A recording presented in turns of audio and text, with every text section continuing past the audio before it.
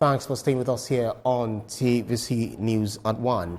Earlier, we told you in our story concerning Nigerians who will be evacuated. About 300 nationals of them will arrive Nigeria this week. We have Dr. Olusola Ogunnubi, who is a teaching and research fellow at Queen's University, Ontario, Canada, joining us via Zoom. Doctor, thank you so much for joining us on TVC News at 1. I was trying to find out that with the final evacuation flight expected to conclude this operation, we're trying to know what you make of this episode, what it reviews about Nigeria's emergency preparedness and capacity to protect citizens abroad during sudden crisis.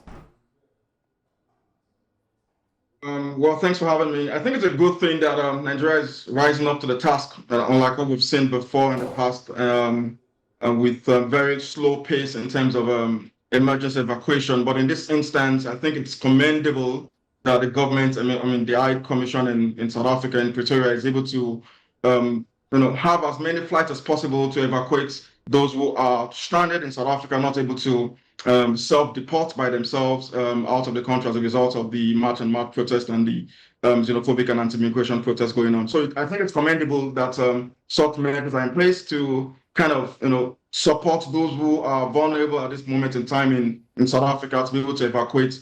And I know there are issues about whether or not certain kinds of people, some kind of discrimination going on in terms of who is being evacuated. But I'm happy to know that, a lot of more flights have been moving out of the country for those who have registered themselves for deportation. So beyond bringing citizens home safely, what diplomatic steps do you think Abuja and Pretoria should take to address the recurring xenophobic attacks and prevent a repeat of this cycle? Well, there's a lot everybody can play, particularly on the immigrants in South Africa. You recall at some point there was, and I think it's part of the reasons why some of these issues started off, where there was an appointment of an Eze in South Africa. And so, the backlash that surrounded that, sort of cascaded into what you have as the Operation Dula, the March and March protest, and all of that, just to show that, those locals are also resistant to any form of domination. But I think generally there needs to be, like I've done in some of my publications, there needs to be more people-to-people diplomacy beyond the official track one diplomatic engagement. There needs to be more level of people-to-people diplomacy, such way that some kind of networking that can be established between the people on ground that really interact with. Because I know a lot of my friends or colleagues in South Africa are not xenophobic or don't have those kind of anti-xenophobic sentiments. So where it comes from, the source of those xenophobic tensions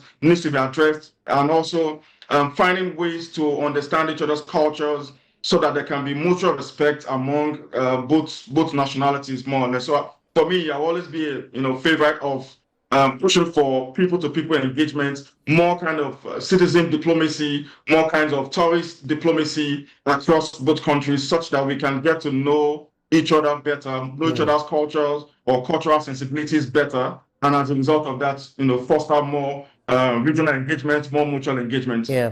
So some critics argue that repeated evacuations treat the symptoms rather than the cause. How do you think Nigeria can better engage and support its diaspora communities? What long-term regional or continental measures are needed to tackle the underlying drivers of xenophobia in Africa?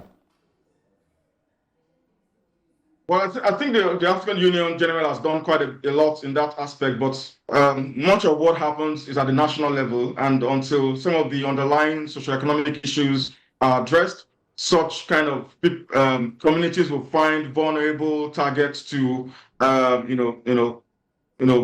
their frustration. So for me, I think we need to invest more in the national economies in a way that help to expand or address social poverty or poverty across society. So, and that's fundamentally the root of xenophobic backlash in South Africa or elsewhere. And I think it also goes down to general sentiment globally of anti-immigrant sentiment you find everywhere in the world. So it's not peculiar to South Africa, but what would probably say it's more peculiar to South Africa is probably the looting, the killing that sort of 5 people have died in the last couple of months. So the killing and the looting that surrounds it. So if you go to Canada, for instance, to Brazil, to India, to Ireland, those anti-immigrant sentiments are still there, and they are also very much so with us in South Africa as well. So it's not very much new.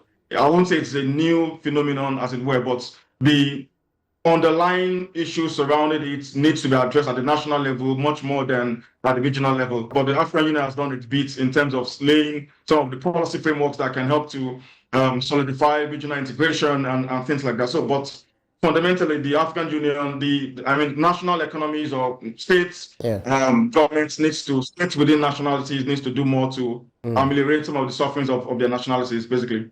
Teaching and Research Fellow, Queen's University, Ontario, Canada, Dr. Olusola Ogunnubi, thank you so much for joining us on TVC News at 1. Thank you.